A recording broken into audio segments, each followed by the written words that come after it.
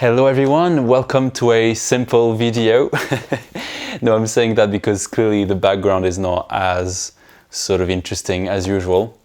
But for this week I wanted to do something a bit more relaxing, a bit more sort of chit-chat, talkative, less prepared and more spontaneous, because I do enjoy this type of content in general. And that's why I decided to organize a Q&A on Twitter, because recently I reached 6,000, I can't say it properly, followers on Twitter, and also 6,000 subscribers on YouTube. So it's something to celebrate. And I wanted to do a Q&A for that exact reason. So I'm just gonna read the questions, answer them as spontaneously as possible, as I would in a live stream, to be honest. Because I often do live streams and I enjoy, the free flow of conversation, just being spontaneous, essentially. And it's kind of a nice thing to do on YouTube, because often we always prepare videos, we write them, or we put bullet points, we repeat things on and on and on and on until we get them right. And on live streams or on this type of videos, I don't have to do that. And that's very relaxing. Trust me. Anyway, so the first question that I've got is from Tom, and hopefully I will not mess up your names, but Tom, I can deal with. Have you started a campaign for Sunday roasts in Paris? I like this question because honestly, Sunday roasts, if you don't know what that is, I'll try to put a picture there if you're not from the UK or never visited the UK. Sunday roasts are one of my favorite English dishes. It's nice, it's just vegetables and meat and a nice sauce, dressing, whatever you call it, sauce, I think. And it's great, and I do miss it in Paris. I don't know if it exists. I'm sure there's gonna be some restaurant that serves them, but I'm not too sure, but I will definitely have a look after this video, because now I want to eat one. All right, next question from Céline, I think. I have a lot of questions. It would be, what do you feel when studying languages? Why do you like studying them? What's your room, office, personal space look like? I'm really curious about this one. I don't know why, but you gave us permission to ask all kinds of questions. I think so. All right.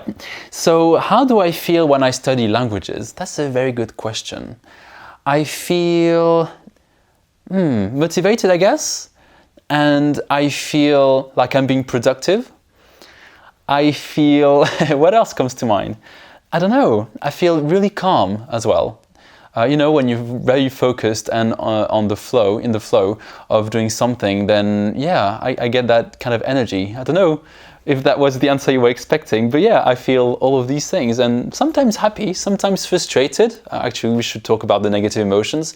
Sometimes language learning is frustrating and it's slow, and yeah, frustrating, I think, is a nice word sometimes. I know a lot of people online are always, oh, I love learning languages, and I do too, obviously, but sometimes it sucks. And I think it's good to say it, to talk about it. What does my study space or room space look like? Well, I don't really have a space right now because I just moved into this flat. But I guess my workspace, I will show it, I will probably embed the video because if I change the camera, it's going to mess up my angle. But yeah, I will show everything at the end of this video. Hopefully I will not forget. I will do an insert. So you will see my workspace, I guess. But it's basically going to be my desk where my computer is, I suppose. Oh, I just realized I missed the question. So why do you like studying them? Well, I think the reason why I like learning languages is because I like grammar. I don't know, I think it's weird maybe to say that, but I think grammar plays a big part in me learning languages, because I love it when a language is so different from my native languages or the languages I know. I don't know, it's kind of like cracking a code, I guess, which is very exciting and fascinating as well. Because, for example, with Japanese, it's great because I'm like, oh, like I want to find out how they express that thing. And when I found out, I'm like, oh my God, that's fascinating.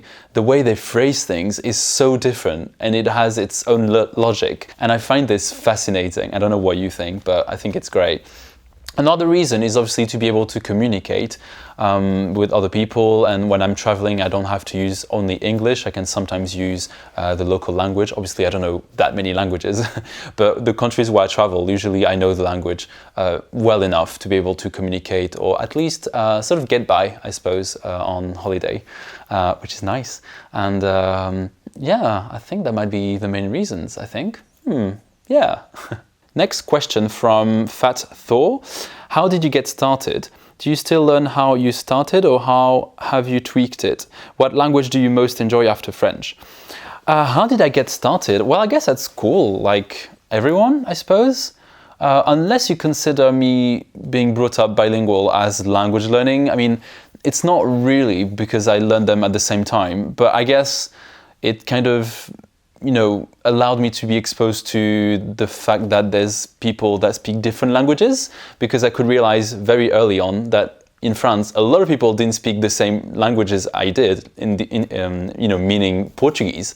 And I think that's when I realized that that's kind of weird. I remember being weirded out by people like not speaking Portuguese. I was like, what do you mean? Like, how do you speak if you don't speak Portuguese? But obviously, you know, you can survive with one language. Obviously, I don't like, you know, monolingualism. Sorry. But yeah, anyway, and otherwise the more official answer is at school. Like most people, I started learning English when I was 9, I think. I was so bad at English, like terrible. But only when I was 17, I think, I started to be really interested, and that's when I started to make progress. So, I mean, I know at 17 you're not an adult, but from a language learning perspective or point of view, you are an adult, because you're after the critical period, which is usually around 7, 11. I think it's more 7, but sometimes 11. Anyway, so I'm technically an adult. And I guess I'm proof that you can learn a language at any time in your life. I mean, obviously I didn't start English late in my life. I mean, I'm only 29, but you know what I mean? Like, you know, I started fairly early on, but I really got into it when I was, 17. Then, yeah, I guess that's what I wanted to say. You can learn a language at any time, at any point in your life, I guess. And I know a lot of people on my channel or on Twitter always sort of share their experience of learning languages after 30, 40, 50, etc., etc. And I think it's great. So if you're one of these people, please do share your experience in the comment section. So maybe some people will be motivated. And the idea that you can't learn a language after you're like 20 or whatever is obviously a lie. And you can prove those people wrong. So, do you still learn how you started? Well, no, I guess, because I'm not really in school anymore. But I think because I'm a teacher, a language teacher as well. I mean, not currently, but until recently. Then I guess I do learn in a school-ish way, I suppose, with the textbook, grammar and stuff, because I like it. I'm not saying this is the method, but that's how I like to learn. But obviously I like to do immersion a lot, you know, watching lots of content that worked very well for me in English.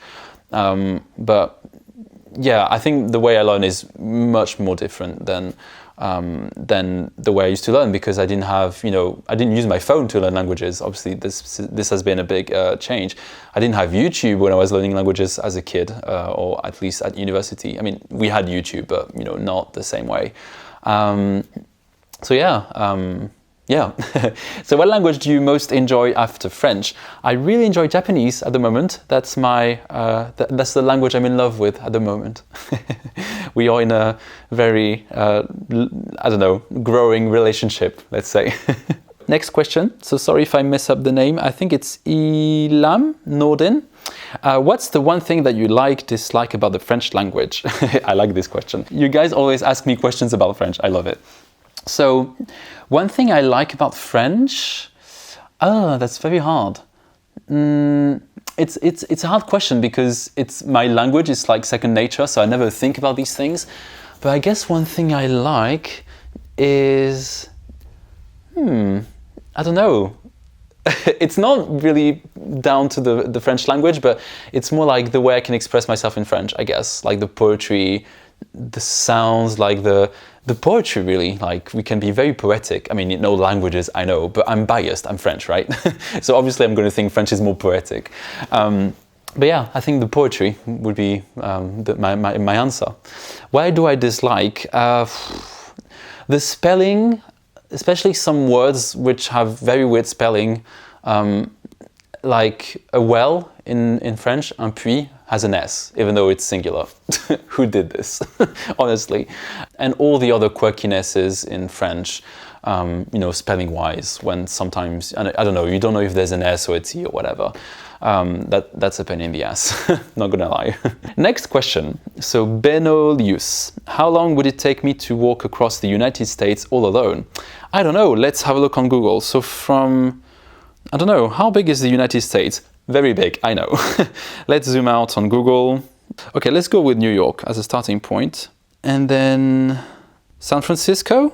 Why not? So the answer is 40 days. I don't know why you asked this question, but now we know, 40 days. So yeah, just take a plane, you know, like most people, I guess. Next question, Isabella Rosario. What pet peeve do you have when it comes to the language learning community? Oh gosh, I've got so many. I guess the main one, is when people make statements or claims which are like very much against linguistics. And I'm not saying like very specific things, but like very obvious things for anyone that studies or knows a little bit about linguistics, like basic linguistics. I hate that. What else? I guess when people undermine in one way or another someone else's language. Obviously, in the language community, is going to be more about, you know, people being critical, I guess, of people not making progress or being kind of toxic, you know, correcting mistakes or, you know, in a not very nice way. Or people sort of being argumentative for no reason. And I'm saying that, but sometimes I argue on Twitter. I'm trying to improve. I'm trying to be better. But I do sometimes, sorry, I'm a bit ill. I do sometimes get argumentative on Twitter, but very sporadically. Oh, I love that word, sporadically. But yeah, I guess these are my pet peeves. David Guy, are you still teaching French? No, I'm not at the moment. I think I need a break from teaching in general. I think I will still get back to it, but not at the moment. Yeah, that's going to be my answer. Next question, Madeleine Lotma. Would you be able to rank the languages you speak from favorite to least favorite? That's a very good question. My favorite now is Japanese. Obviously, I'm absolutely biased, so that's going to be number one, even though I'm not fluent in Japanese at all. Then maybe Spanish. I like Spanish. I would put Portuguese third. Then, English is pretty cool. Oh, I feel bad putting English in fourth position. Let's say it's a tie with Portuguese, but I'll put English in the fourth position. Then French is fifth, and then Italian last. I mean, I don't know. I feel like I'm discriminating against languages now, but I don't know. I guess that would be my ranking on the spot. Here we go. Next question. Stephen Danks, your favorite French and English words? Well, English I think would be sporadic. Or maybe serendipity. I don't know why, I love these words. Yeah. In French, I like the word éphémère, both for the sound of it and also for the meaning of the word. So éphémère is ephemeral, temporary, basically. Yeah. It's really hard to know which words I like. Sometimes there's words I'm like, oh, I love that word, but then I forget. So, yeah. Kate, any more languages you would like to learn in the future? Very good question. The next language, pardon me, I would like to learn is Lingala. And I have a friend, she doesn't watch this channel, but one of my closest friends, she is Congolese and she speaks Lingala. And I don't know, I'm fascinated by the language. Sometimes she talks to me in Lingala, like not fluently, but she teaches me words or expressions. And I just love it. And I would love to learn an African language. It would be a nice challenge after I'm done with Japanese. But, you know, will I ever be done with Japanese? That's another question. I don't know, another language? I haven't thought about another language. I think Lingala would be the next language. But let's get sorted with Japanese, and then we'll do Lingala, and then we'll consider an eighth language. This is not a race, guys. I'm not trying to, learn 15 languages. That's not my goal in general. But you never know. Next question from Miyozumi, and it's kind of a mixture of French and Japanese, the way I pronounce your name. Are French people still madly in love with their language? We learned in school that they value their mother tongue like no other, which I found fascinating, to be honest. Yeah, that's a very, very huge topic. Two things I would say, because I could spend a long time answering this question. I think French people love French, obviously, but a lot of them are very toxic about it.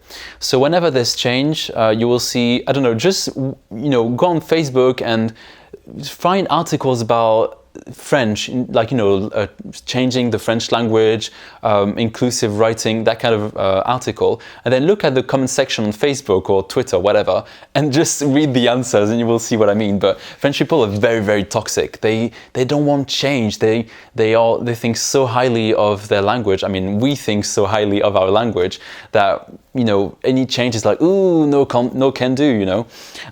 So it can get very toxic and very ignorant, because a lot of the thoughts that people have about French are not really scientifically viable, I guess.